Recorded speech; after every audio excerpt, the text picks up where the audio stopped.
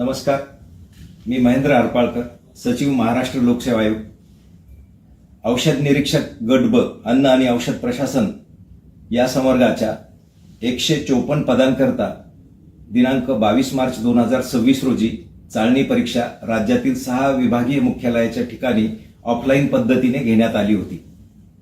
या परीक्षेचा निकाल दिनांक 12 जून 2026 रोजी जाहीर करण्यात आला. त्यानंतर दिनांक 1 जुलै ते 22 जुलै या कालावधीमध्ये पात्र असलेल्या 488 इतक्या उमेदवारांच्या मुलाखती घेण्यात आल्या आणि मुलाखतीच्या शेवटच्या दिवशी म्हणजे दिनांक 22 जुलै 2026 रोजी सायंकाळी पात्र गुणवत्ताधारक उमेदवारांची सर्वसाधारण तात्पुरती गुणवत्ता यादी आयोगाच्या संकेतस्थळावर प्रसिद्ध करण्यात आली. त्यानंतर दिनांक 21 जुलै रोजी एका गौरव पाटील नावाच्या ईमेल आयडी वरून दिनांक 22 मार्च 2026 रोजी जी परीक्षा झालेली होती त्या परीक्षेमधील प्रश्नपत्रिका फुटली असल्याबाबत व तिचा लाभ एका उमेदवाराला झाला असल्याबाबतची तक्रार आयोगाच्या कार्यालयाला प्राप्त झाली होती. त्या अनुषंगाने सरळ तक्रार मोघम आणि पुरावे नसल्यामुळे त्या तक्रारदाराला ईमेलद्वारे अधिकचे पुरावे सादर करण्यासाठी सूचित करण्यात आले होते. त्यानुसार त्या तक्रारदाराने म्हणजेच गौरव पाटील या नामक व्यक्तीने दिनांक 23 रोजी आयोगाच्या कार्यालयामध्ये ईमेलद्वारे हे पुरावे सादर केलेले आहेत.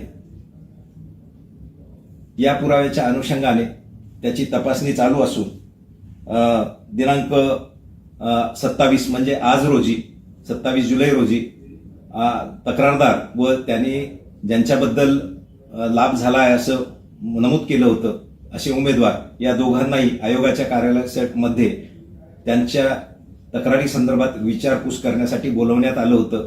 हे दोघेही आज अनुपस्थित आहेत, आलेले नाहीत. दरम्यान आज काल संध्याकाळच्या ईमेलद्वारे जो आज सकाळी प्राप्त झाला त्याच्यामध्ये जे तक्रारदार आहे त्यांनी ही तक्रार त्याचा एक मित्र ऋषिकेश गांगर्डे याने भ्रम फैलवण्यासाठी केलेली असून तो स्वतः गांगर्डे हा उत्तीर्ण झालेला नाही. जे उमेदवार आणि तक्रारदार याच्यामध्ये जे चॅट आहे ते त्यांचं चेष्टेचं होतं आणि त्याच्यामध्ये कुठलाही प्रश्नपत्रिका फुटली असा कुठलाही त्यांचा दावा नसल्याचं त्यांनी त्या तक्रारदारीमध्ये ईमेलमध्ये नमूद केलेलं आहे. आयोगाने हे सर्व प्रकरण अत्यंत गांभीर्याने घेतलेलं असून संबंधित तक्रारदार यांनी सादर केलेले पुरावे, उमेदवार यांनी सादर केलेले त्याचे म्हणणे या सर्व प्रकरणामध्ये इतरही काही तक्रारदार अथवा उमेदवार ज्यांचे नावं या तक्रारीमध्ये आहेत त्यांनी निवेदनं ईमेलद्वारे सादर केलेले आहेत. ते सगळे एकत्रित करून आम्ही या संदर्भात पोलिसांमध्ये रीतसर तक्रार दाखल करणार आहोत.